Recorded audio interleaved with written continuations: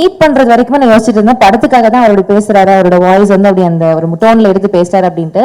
But நிஜ லைஃப்லயுமே அப்படிதான் இருந்தது. அப்படி நேர்ல பாக்குறப்ப எனக்கு ரொம்ப எக்ஸைட் ஆயிடுச்சு. அதையும் தாண்டி இப்படி ஒரு இந்த குழந்தைங்களுடைய ஃபிலிம்ல வந்து அவரோட கேரக்டர் பேசியிருக்காரு அப்படின்றப்போ ஐ திங்க் அது இன்னொரு லெவல் எக்ஸைட்மெண்ட். எப்படி பேசியிருப்பாரு, how it would have turned out அப்படின்ட்டு. So how was your experience working with this?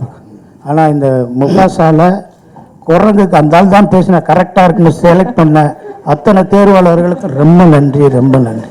Thank you. Good evening everybody. Actually இப்போதான் எனக்கு தெரியும் இந்த கேரக்டர்லாம் இதில் பேசியிருக்காங்க. ஏன்னா எனக்கு இது வரைக்கும் நான் பார்க்கவே இல்லை. ஏன்னா என்னை டப்பிங் கூடும்போது கூட இந்த விவேக் வந்து ஒன்றுமே சொல்ல, இந்த ஒரு யங் இது ரஃபிக்கு நீங்கள் தான் பேசணும் சார். சரி டிஸ்னி ஆச்சு, சரி போய் பேசலாம் அப்படின்ட்டு வந்து பேசினேன். உண்மையில் அது பேச எனக்கு அது உள்ள இருக்க வார்த்தைங்களாம் பசங்களுக்கு சொல்கிற மாதிரி இருக்கும். ஆனால் ரொம்ப சூப்பராக இருக்கும். ஏன்னா அந்த கிங்கையே கலாய்க்கும் அந்த குரங்கு. ஒரு கொம்பை வச்சு கிங்குக்கு திடீர்னு டேஞ்சர்னதும் இறங்கி சண்டை செய்யும். இப்படிலாம் பார்த்ததும் நிஜ வாழ்க்கையிலேயே நம்மளுக்கு அதில் நிறைய அர்த்தங்கள் சேருது. அது இந்த குழந்தைங்களுக்கு செம்ம ரீச் ஆகுன்றது அப்போ தான் தெரியுது. அப்போ தான் அதே மாதிரி தான் இங்கே வந்த பிறகுதான் தெரியுது இவ்வளோ கேரக்டர் இது உள்ளே பேசியிருக்காங்க அப்படின்னு. ஏன்னா அந்த ட்ரெய்லர் அதெல்லாம் பார்க்கும்போது கூட நான் அவ்வளோவா ரோபோ சங்கர், சிங்கம், புலி இவங்க தான் கலைச்சு பேசியிருப்பாங்க அப்படின்னு நினச்சேன். அப்புறம் பார்த்தா அண்ணன் இருக்கார், எல்லாமே சூப்பர் வாய்ஸ். இதில் இன்னொரு விஷயம் என்னென்னா இந்த அளவுக்கு இந்த படம் டிஸ்னி இது all over the world universe release இது.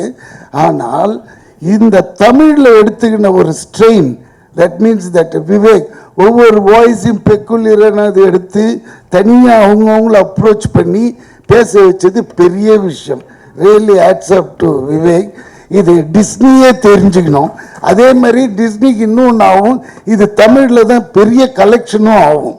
ஏன்னா அந்த அளவுக்கு அதில் மெனக்கட்டு இருக்காங்கன்னு சொல்ல வரேன். ஏன்னா அது ஒரிஜினல் லைன்ஸ்லாம் பேசவே முடியாது. ஏன்னா ஆப்ரிக்கனில் பாட்டி இருப்பாங்க, புக்கா பக்கியா ஜுக்கா அந்த ஆனால் கரெக்டாக பாடுறாங்க.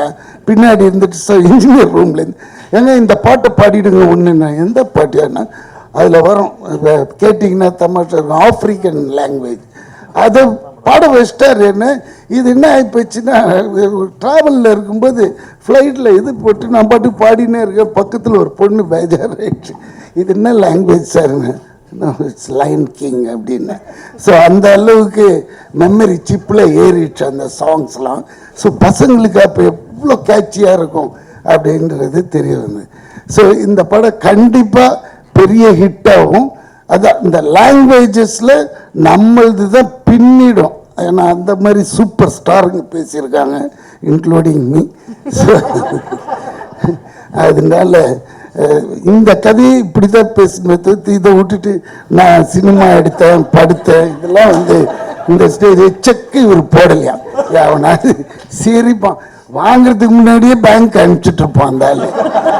செக்கு வருதுடாடே அங்கே போய் நில்லுன்ட்டு அந்த. ஏன்னா இந்த ஆள் கேரக்டர் எனக்கு தெரியும் நல்லா, அதனால தப்பாக எடுத்துக்காதீங்க.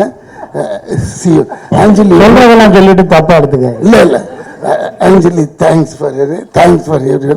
ஆஞ்சலி கொஞ்சம் புடவையை தூக்கி கட்டுமா, தடுக்கி விழுந்துட போகிறேன். ரொம்ப கஷ்டமா இருந்தது சார் பார்க்க. இப்படி போகிறாங்க பின்னாடியே வருது 1 மீட்டரு. Thank you sir, thank you. இன்னும் எதுவும் பண்ணலையேன்னு நினைச்சேன். Thank you sir, thank you. மைக் அவங்க இருக்கு, பண்ணிடுங்க மைக்.